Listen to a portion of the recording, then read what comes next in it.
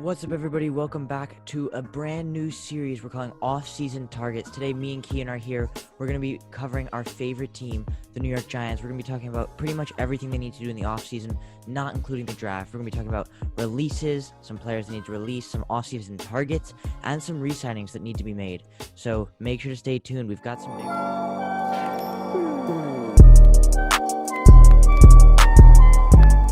All right, so just a recap before we get into the video. Obviously, we will not be doing draft, as that will be a separate series. We will try to do for every NFL team, like, certain amount of players they should target in the draft.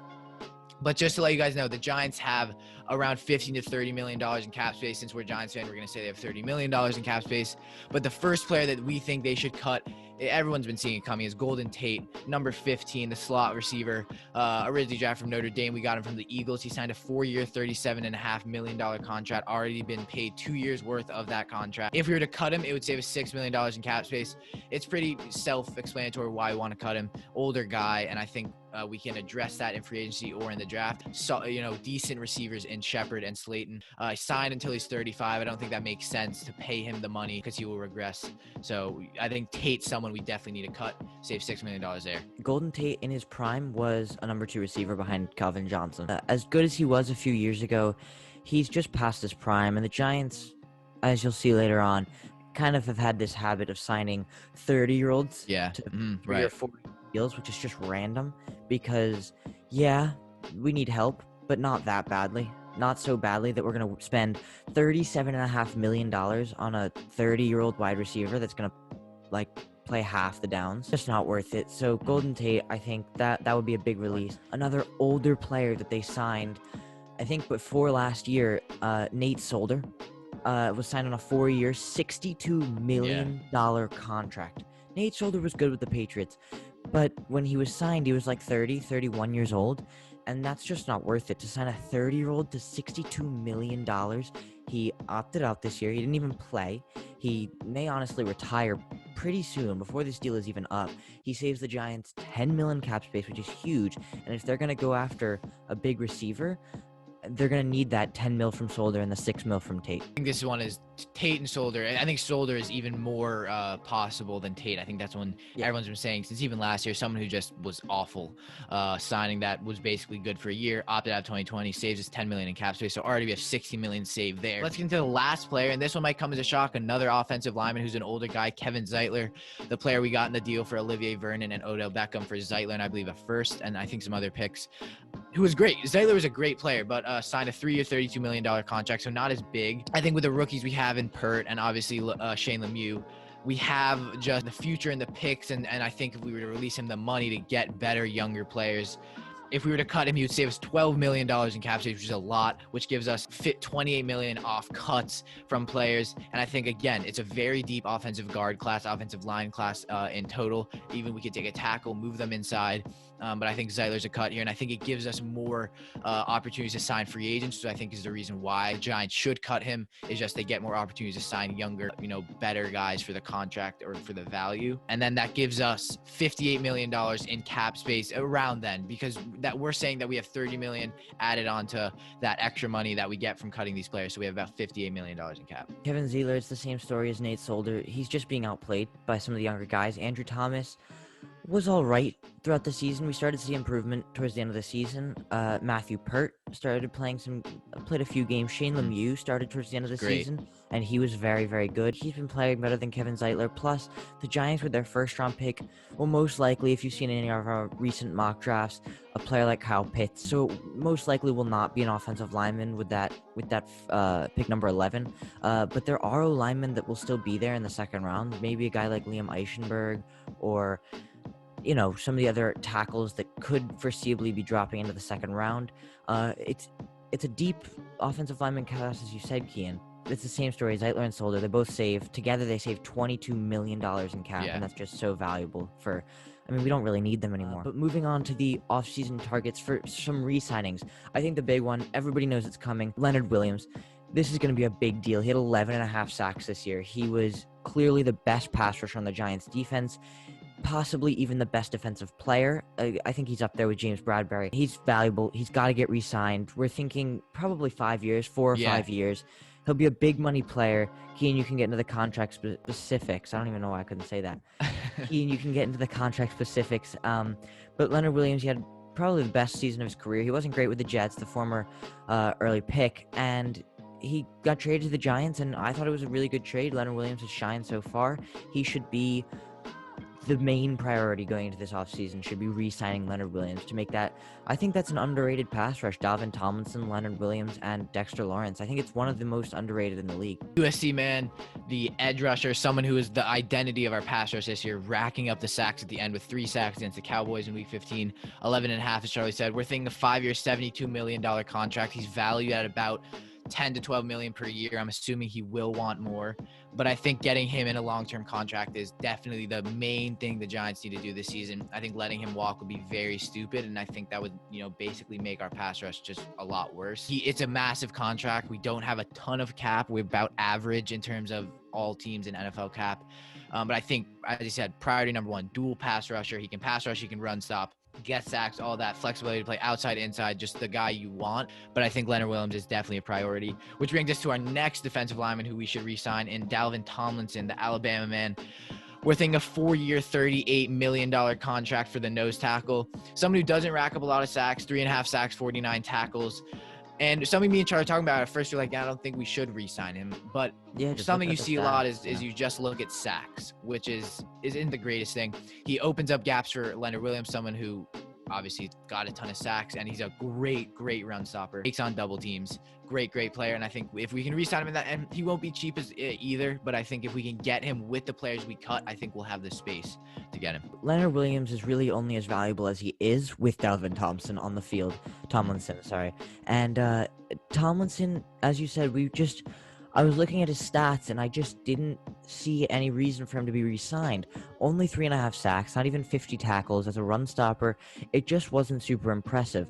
However, really looking into it, you have to look past the stats. He's more of the intangibles kind of guy.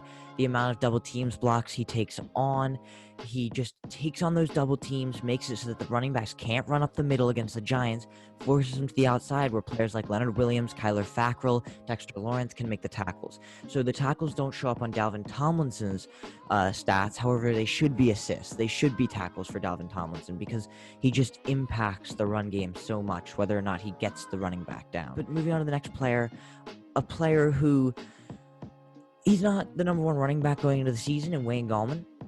We're thinking probably a 3-year deal. His rookie contract's up. Coming out of Clemson. Saquon injuries is really the reason that he's getting re-signed. He would be getting re-signed. He's not by any means a number 1 back in the NFL. However, we saw he was fairly good. He kept the Giants' run game alive. He gave them that option to run the ball. And just Saquon injuries, we don't know what's going to happen, and that would be the reason he gets re-signed. He showed good potential. He's very good at the goal line. He makes good pushes, gives them depth. I think just Gallman would be a good one here. It would be a fairly cheap contract for a backup running back. So for Gallman, 3 years, $8 million, obviously not expensive. And again, that's one where it's a tough one because is it Fackrell or is it Gallman? And I think Gallman's more important. As I said, people haven't really talked about it. He was good. I mean, he obviously wasn't an RB1. He was an RB1, didn't have RB1 numbers, but was good. I mean, he, in terms of fantasy, was a great player. Obviously, that's not as important fantasy in terms of re-signing people, but, gives Giants running back depth. Depth is always a good thing. Obviously, Saquon, he tear his ACL first week, and Gallman, I think, is a guy I like to have as a backup. But let's get into some free agent signings, the ones you guys have probably joined here to do. And we're not going to do the number 1 first. With Hassan Reddick.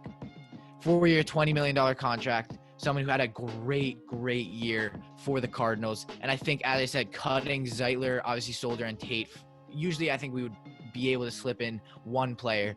But if we release Zeitler, Reddick I love. Might be too little of money to sign him. He might want more. But, someone who, coming off his rookie contract, 12.5 sacks, 6 forced fumbles, 63 tackles.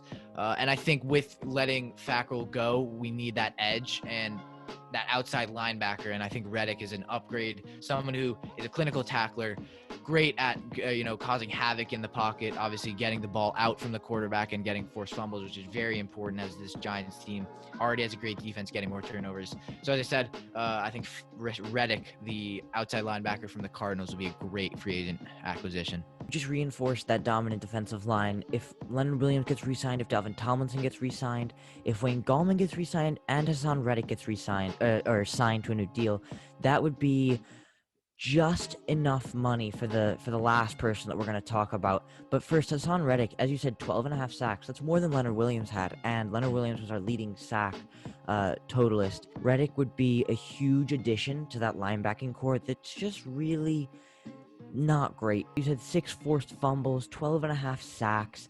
We're letting go of Kyler Fackrell here, so Reddick would just fill that spot, and he's, in my opinion, better than Fackrell. So I think it would just be a little bit of a boost. Only $5 million a year. It wouldn't be so expensive. As I said, this leaves just enough money for the big money signing in free agency. Yeah. 4 years, $72 million contract. Kenny Golladay. I think that the Giants truly lack a number one receiver than they have since Odell Beckham. Giants just have not given Jones the weapons that he needs to succeed, and I think that everybody's given up on Jones, and to be honest, I'm not feeling him as much as I was last year either, because he just didn't see much improvement. But you can't get rid of him before you've given him a fair chance, and he's not been given a fair chance with Saquon hurt all year. His number one receiver is Sterling Shepard.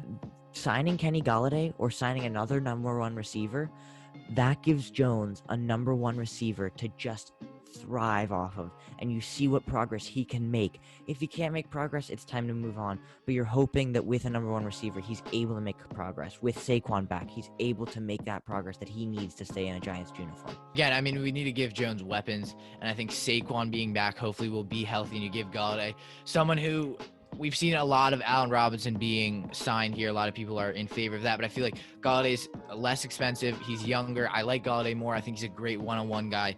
Big, tall receiver. I believe he's like 6'3". Someone who, again, injuries is a problem. I think it's fair of taking that chance instead of paying Robinson a ton of money. He's already 29. And I think Golladay just gives you that younger option. Obviously, coming off his rookie contract, so he will be looking for a ton of money. Again, we might not be able to fit him in, obviously, with the Leonard Williams signing. And again, if you guys made it to the end, all of the money might not stack up. We did a ton of research, so it might not be exactly correct. But again, we need a wide receiver one. We haven't seen Daniel Jones with that. And I think, again, Galladay's that big splash in free agency. Besides that, Reddick, who is a decent splash, but I feel like someone who's a reinforcer. Galladay's going to be our guy in the future. Thank you guys so much for watching. We hope you did enjoy the video. If you're a Giants fan, like you see up there, make sure to like and subscribe. As well, if you're just new, make sure to like and subscribe. If you guys do like these videos, comment down below what team you guys want to see us see next. If we get a ton of comments for one team, we'll prioritize that team over others. So you can definitely go do that. As well, just stay tuned for off-season content. If you're new, we do all NFL content, but now we're fully diving into the off-season. We're going to have a ton of series for you guys. And yeah, so we'll have breaking news videos, all that kind of stuff. We'll keep you guys up to date. So make sure to subscribe. We are your NFL updaters for this offseason and going into 2021. Comment who you think the Giants should sign, re-sign, and cut. And we'll see you next.